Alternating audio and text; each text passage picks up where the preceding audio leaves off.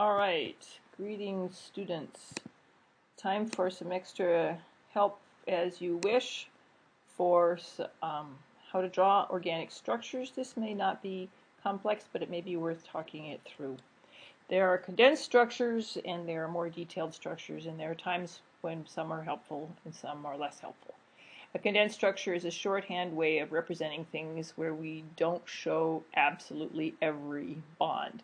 Some bonds are understood rather than shown. So instead of showing every single CH2 group in a structure, sometimes we'll put the CH2 groups in a parenthesis with a number after it to tell you how many there are, or sometimes they're just listed in sequence in a list of a compound that as though it were typed on a keyboard. All of these things are valid ways to represent compounds, but sometimes we like one better than the other. The structures shown on the right here are two different ways of showing 2-methylpropane. The condensed formula doesn't really show any bonds in the majority of the compound, though one CH3 group is shown with its separate bond. But the one on the left shows every bond, and that's what we call the structural formula or the Lewis structure. Most of the time we're not going to want to draw all that out, but you can if it helps you, and encourage you to write them out as much as possible when they're helpful to you. The butane formula shown at the left, again, is the Lewis structure with all the hydrogens shown, and the condensed formula can be shown with far fewer hydrogens or far fewer bonds detailed. If you wanted to show hexane, as in this example here, you could put CH3 and then CH2 4 times, but most of us don't like to count them. So putting 4 after the parenthesis with CH2 in it simplifies things to draw out hexane. All right, that's one type of way of doing condensed structures, or a couple examples. Then there are also these things called line structures or line angle structures. Your text tends to like to use them. It is something that organic chemists are fond of using, but I realize that it requires a lot more inference and understanding, and so I try not to use them as often. You will see them on your homework and sometimes on the dynamic study modules.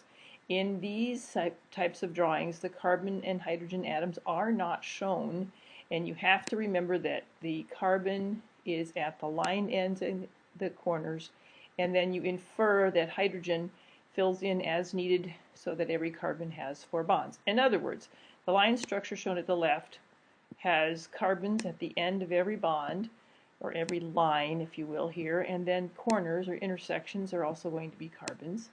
And then each of those carbons must have 4 bonds. So if you wanted to show sticks for hydrogens, which I commonly think is useful, you could add in some bonds around each of these carbons to get a better picture of what they need.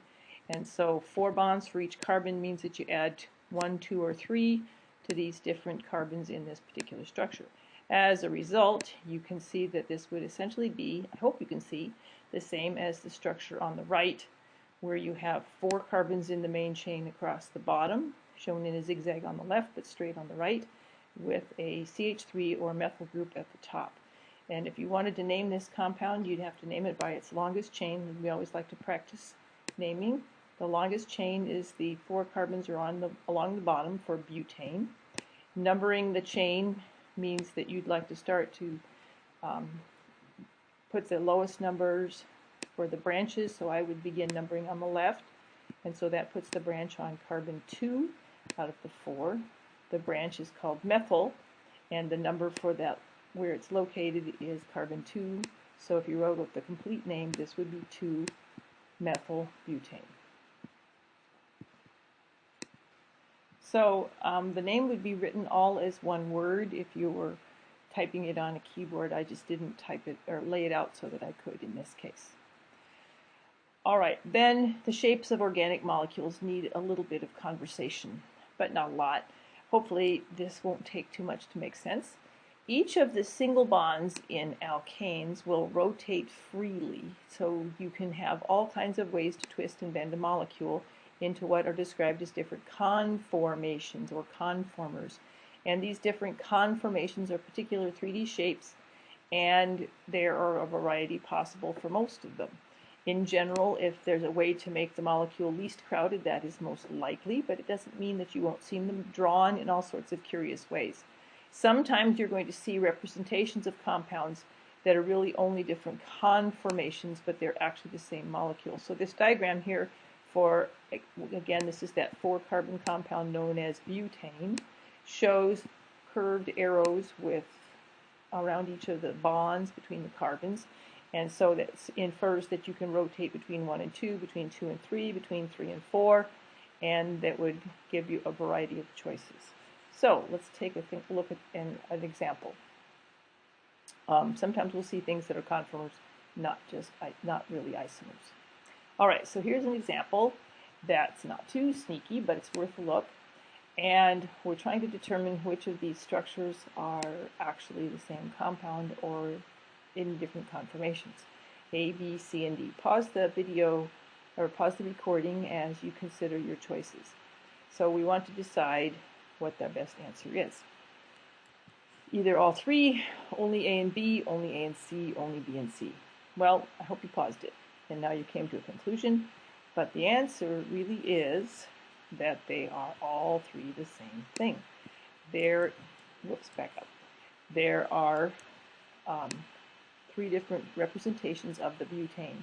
Sometimes it looks like a zigzag, as is shown at the top here, kind of, and sometimes it looks a little bit like a sideways C, maybe, or sometimes it looks like this other thing on the end here. Who knows how you'd like to describe it.